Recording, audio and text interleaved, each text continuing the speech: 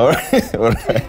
Thank you so much for staying with us. The conversation was ongoing even during the break. We'd like to hear from you as well. 22422 is the SMS line. At Trevor Mbiji at Citizen TV Kenya, at Zinzi_K, hashtag Daybreak. We'll sample some of your last comments before we make space for Web Wars with Kimani Mbugua. But for now, what you're focusing on is how do we restore factory settings. And there's some of you have also already said it online that there's several times when social media has been used for good, and then there are times when it's been used for bad. So how do we make sure that going forward, we only see the good, so that the new generation can also learn from that? And honestly, we were having this conversation offline. So, Philip, we were talking about digital literacy. Will digital literacy help us be a better society with social media? Absolutely. I think it's time, even as the education ministry, need to have it embedded in the curriculum. But you can teach ethics and morals. But it actually guides you in that way. So we need to have digital literacy in schools and even at home, where parents actually now understand the both different sides of the coin. And as a society, we need to also be part of this conversation. That common sense has to be impacted. We need to give examples. If I'm a leader and I'm not showing good example, what do you expect? I saw a video of an MP who was, his kid was actually driving and he was recording it live on TV. This is an MP. And the kid had no seatbelt, he didn't have a seatbelt. What kind of example are we showing? But on the good side, social media is actually good. I'm a living testimony of social media. I've been awarded the UN Foundation Social Good Ambassador globally because of the work I do. So I can tell the youth out there that just be consistent in what you do. Social media can actually bolster your career. We've seen so many young guys who are actually talented, and the digital space have given them a platform which they could have never got. So in terms of networking, building our careers, building our talents, marketing our stuff, social media actually is a must-have. Yeah. But Leah, let me take it further to what he said. Digital literacy is fantastic, but like Anita said, who you are online is who you are offline. No matter how much digital literacy our curriculum can teach us. That's true. I feel like it just boils down to you as a person. You can only learn so much. Like, yeah, school will like the digital literacy will take you so far. But as a person, you have to understand the kind of person that you are. So the things that you post online should be the things that you actually do in real life. And they should be positive things. Don't just be posting negative things online and then offline you come and pretend to be a good person. It doesn't make sense. So just be real. So generally, there's this perception that we are innately good. It's the influence that we see that changes who you are. Because essentially, if what we see online makes it okay to sound like you can just be violent with anybody, you can abuse anyone, then all the other generations who are growing, who ideally would have been good people, now turn into you because that's what they saw, you being a bad person. So the kind of influence, even though we argue that we can't really teach ethics and morality, the idea really here is to tell people that it's not okay to be a bully. We don't care whether that's how you were brought up. We don't care whether you naturally think it's fine to be a bully. It is not okay. That way you don't influence anybody else into thinking it's fine to be a bully. So what I'm trying to say here has it gotten to a point where what we portray out there needs to be positive so that the impact is felt in the positive direction in a very deliberate manner?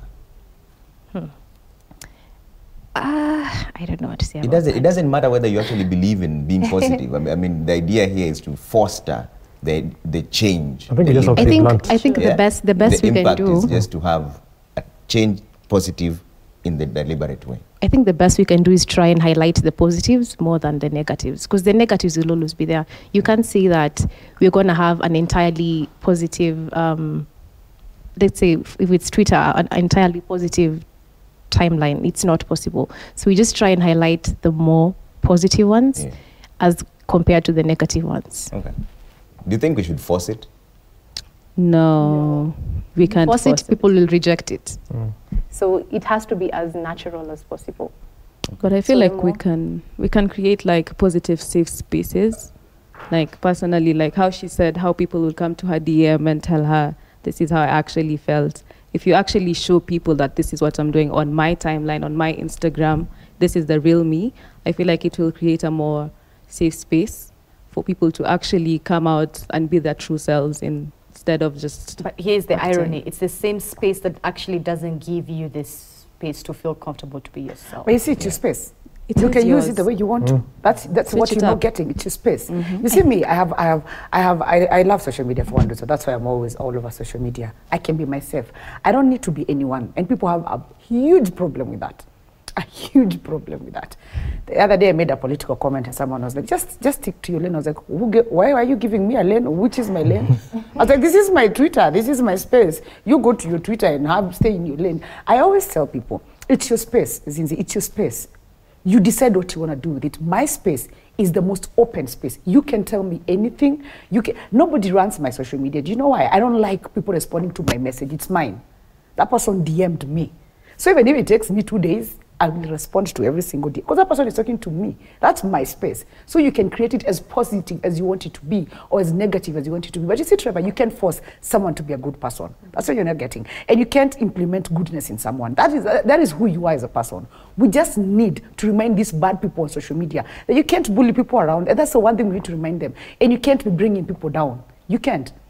You can't at all. Like you see when you talk about being real, when he talks about his mental health issues, I actually was touched because I was like, we have been friends, but we avoided talking about that because I was like, I don't know if he would understand. But then when he opened up, I was like, here we are. We're going through the same problem, but because we were both in a scared space of, I want to look okay. Guys, me, if I'm not okay, if you know me on social media, I'll be like, today is a bad day. I don't want to talk because that's the truth. Today is a bad, don't lie to yourself. You see, why do you want to lie to yourself? So I always post, I'm like, by the way, today if I don't pick your call, I really don't have the energy to speak to you or even hear anything. And I'm honest. Right. I'm always honest in my space. And if you're honest in your space all the time, achana space yam too. Achana space ya Philip. Achana, leave everybody space because we all need our space. If we respect each other's space, tutamaliza trolling. Because I respect who you are as a person, you're going to respect me. People need to understand respect is not only in person. It should be online. Okay. And that is what we need to instill. Respect and positivity, because social media is an amazing place. It helps people. Sometimes me, when I rant on social media, I feel good. I feel like that weight is off my chest. It helps sometimes. There are people who find help there online. Philip, I need a therapist. You get, it's a good place. Okay. We just need to cultivate that and remind people there's good in social media. So we let people be, we don't shut them down. No, don't. Because that's who they are as a person. You can only help them see like, sasa, unaona ukitukana mtu, ukienda home, you're still the same bad person you are. Okay. Nothing changed. So please don't insult people. We really have to leave it there at this particular point. And it's time now for Web Wars with Kimani Mbugu. I see you wanted to jump in to make a comment, but then just don't be afraid to be unpopular. Just speak your mind. Okay. Don't be afraid to be unpopular. You are what you post. Straight up. All right. You are what you post. Don't be unpopular online. Grow a beard. Thank you, guys. Let's take a look at that feedback. Let's have those SMSs and tweets out. Okay. Where is our Shalom says social media currently is helping a lot of Kenyans in getting updated on trends, but also it still has disadvantages such as addiction to X-rated sites at a young age. This is on SMS. Carry glory is what you call yourself. You see, I like the discussion. I think it's high time people start thinking before posting and not in the name of getting likes. All right, comment from Eldred says social media is here with us and we can't run away from it. The users should just up their game and use it to seek solutions to the many challenges bedeviling us. Parents and teachers should just persist in socializing youngsters to be responsible netizens. Our options are very minimal. All right, thank you so much for all that feedback, be it on Twitter or SMS. And of course, thank you to our individuals here who are part of the discussion that is happening.